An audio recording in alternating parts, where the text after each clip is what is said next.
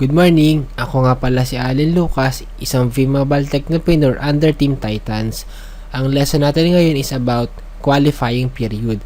So, ang qualifying period or QP ay isa sa mahalagang aspeto ng ating V-Mobile business.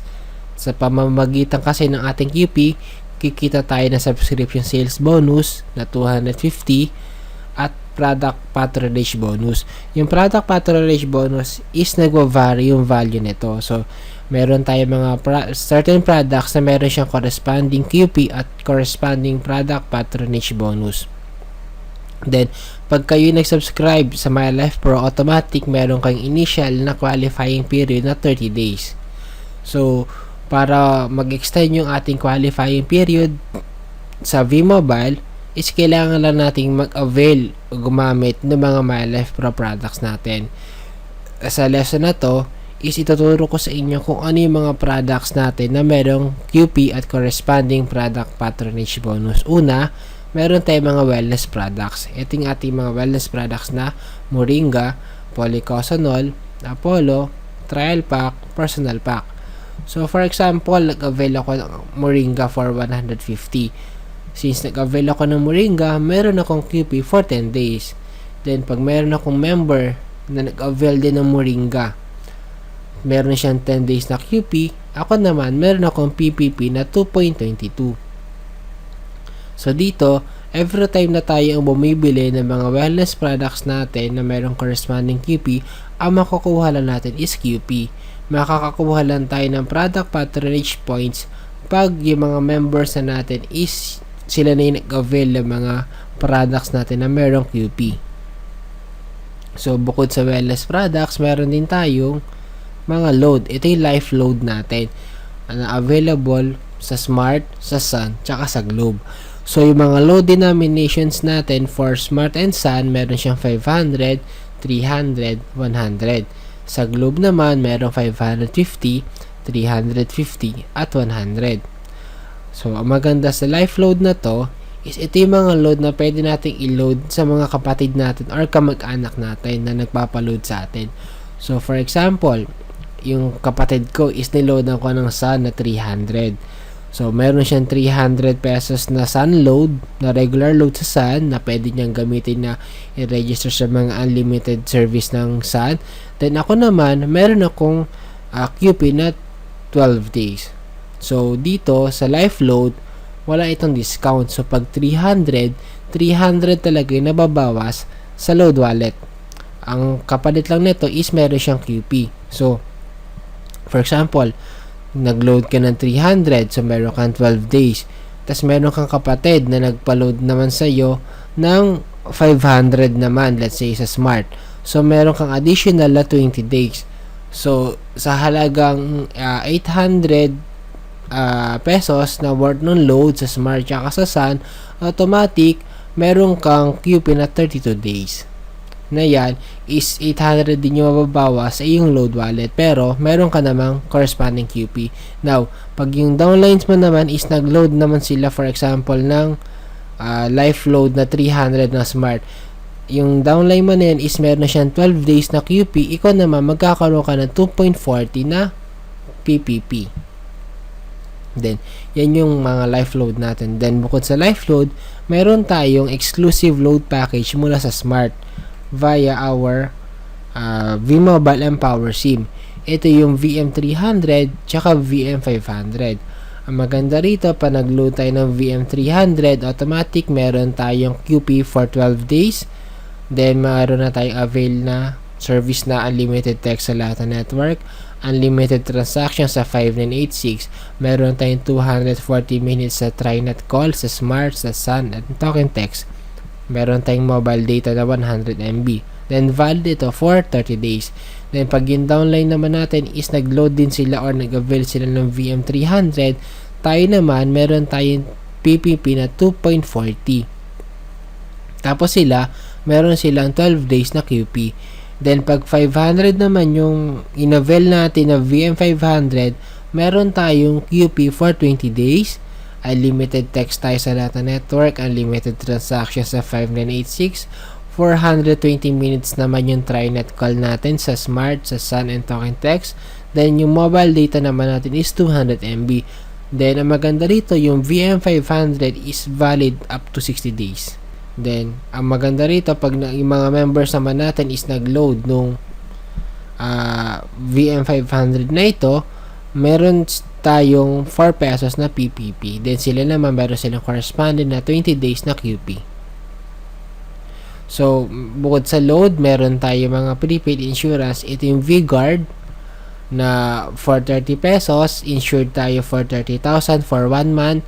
Then, pag nag-avail tayo nito, meron tayong QP for 3 days. Then, pag yung mga downlines naman natin is nag-avail din ng V-Guard for 30 pesos, meron tayong PPP na 2.22.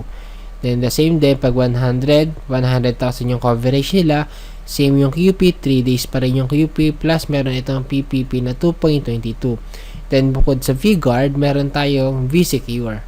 Sa V-Secure naman, for 400 pesos, insured tayo for 3 months. Then, pag nag-avail tayo ng V-Secure for 3 months, meron tayong QP na 44 days. Then, pag yung mga members naman natin or downlines natin is nag-avail din sila ng V-Secure, meron silang 44 days corresponding QP. Then, tayo naman, meron tayong 8.89 na PPP.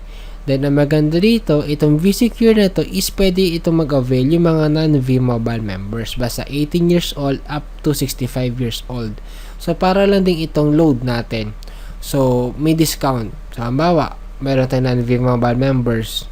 Let's say, kamag-anak na non-V-Mobile na nag-avail ng V-Secure. Babayaran nila tayo ng 400, insure sila for 3 months. Pero, ang mababawas lang sa load wallet natin is 332. So, yan yung ating dalawang klase ng prepaid insurance by Malayan Insurance. Then, bukod sa insurance, meron din tayong PowerPay Plus. Now, itong PowerPay Plus, isa siyang ATM card from Globe GCash na mabibili natin sa V-Mobile Office for 100 pesos. Meron itong corresponding QP na 4 days. Then, pag meron tayong mga members na nag-avail ng PowerPay Plus, meron tayong PPP na 2.22. Ang maganda sa PowerPay Plus, yung mga earnings natin sa MyLife Pro, pag ayaw natin siyang kunin as cheque or ayaw natin siyang i-convert as load wallet, pwede natin silang i-transfer dito sa PowerPay Plus natin, then i-withdraw natin sa mga ATM machine. So, dito, meron na tayong PowerPay Plus, meron na tayong QP, then, pag yung mga members natin is nag-avail nito, meron silang QP, tayo meron 2.22 na PPP Plus, yung mga earnings natin is pwede pa natin i-transfer dito sa PowerPay Plus na to. Then, pwede natin i-withdraw nga via ATM machines. Then, bukod sa PowerPay Plus, meron din tayong Globe Pocket Wi-Fi. For 1,995, magkakaroon na tayo ng Pocket Wi-Fi. Then, meron tayong QP for 40 days. Then, meron din itong corresponding na PPP na 13.33. Halimbawa, meron kayong Pocket Wi-Fi na ganito. Isa sa mga recommendation ko para magkaroon pa kayo ng mga additional QP bukod sa 40 days na QP ninyo is, ang gagamitin ninyong load dito is yung mga live load natin. So, sa live load natin sa Globe, meron tayong 550, 350, tsaka 100. Yun ang i-load natin dito sa Pocket Wi-Fi na to. So, magkakaroon ng regular Globe na load yung Pocket Wi-Fi natin na pwede natin i-register sa mga unlimited service ng Globe. Plus, madadagdagan pa yung QP natin. So, yung may mga corresponding QP yung 550, yung 350, at yung 100 natin. So, ito yung mga products natin sa V-Mobile na kung saan, pag itong mga ginamit natin, magkakaroon tayo ng QP and at the same time, magkakaroon tayo ng mga PPP bonus mula sa mga members natin na nag-avail din ng mga products na ito na merong QP. Siyempre, sila kailangan nila magkaroon ng QP para mag-earn din sila ng PPP tsaka SSB. Then tayo naman, since meron tayong QP, yung mga product patronage points mula sa mga downlines natin is nakukuha natin. So, yung next topic ko naman is about kung paano kumikita yung PPB. Okay. For example, ikaw yung itong TP na to. Qualified ka, meron ka member na nag-avail ng insurance. So, meron siyang QP for 3 days. Ikaw naman, since qualified ka, meron ka 2.22 na PPB. Si B1, nag-avail siya ng personal pack, meron siyang QP for 75 days. Ikaw naman, meron kang 16.67 na bonus. Then, si C1, nag-purchase ng load. Meron siyang QP for 20 days. Meron kang 5 pesos na bonus. Si D1, nag-purchase ng Apollo. Meron siyang 20 days na QP. Ikaw naman, meron kang 6.67 na bonus. Then, si E1, nag-purchase ng Moringa. Meron siyang QP for 10 days. Ikaw naman, may 2.22 na bonus. Then, si E2, nag-purchase ng load. Meron siyang QP for 12 days. Si E1, merong 3 pesos na PPB. Then, ikaw naman, na TP nila is meron kang 3 pesos na PPB. Then, nag-purchase ng trial pack si E3, meron siyang QP for 31 days. Si E2, since qualified siya, meron siyang 7.78. Si E1, since qualified, meron din siya 7.78. Then, ikaw na kanilang TP, meron kang bonus na 7.78 kasi qualified ka rin to earn. Then, meron kang QP. So, sa product patronage bonus, nag-employ ito ng dynamic compression. Yung V-Mobile system natin is maghahanap lang ng 9 qualified members from your consumer leg. Na yun ang bibigyan niya ng PPB na corresponding. For example, si Ethan nag-purchase ng personal pack. Then, meron siyang QP na 75 days. Si E9 qualified. Meron siyang 16.65 na bonus. Si E8 qualified. Meron siyang 16.65 na bonus. Si E7 qualified, meron siyang 16.65 na bonus. Si E6 qualified, meron siyang 16.65 na bonus. Si E5 hindi siya qualified, wala siyang QP. So automatic, nalagpas na siya ng system. So wala siyang 16.65 na bonus. Si E4 qualified, meron siyang 16.65 na bonus.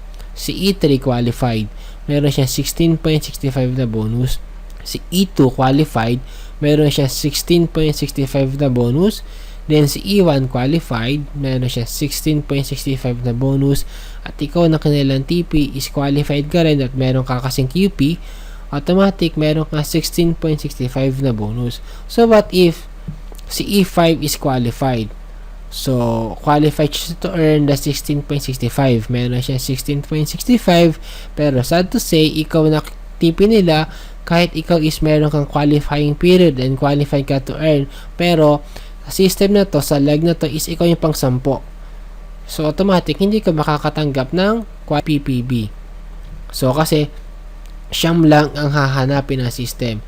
So kung for example, hindi qualify si E5, meron kang siyam. So 1, 2, 3, 4, 5, 6, 7, 8, 9. Pero kung qualified si E5, siyam na sila. So 1, 2, 3, 4, 5, 6, 7, 8, 9.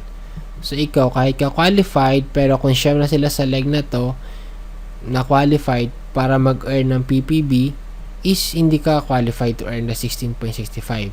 Pero dito lang yung sa leg na yan. Pag meron ka pang ibang leg na nag-avail din ng mga products natin na meron corresponding QP at corresponding PPB, automatic, basta ikaw ay qualified, automatic magkakaroon ka ng PPBs mula sa kanila. Depende sa products. So, kung makikita nyo nga kanina, different products, different QP, at different din yung kanilang PPB. Yun yung lesson natin about qualifying period.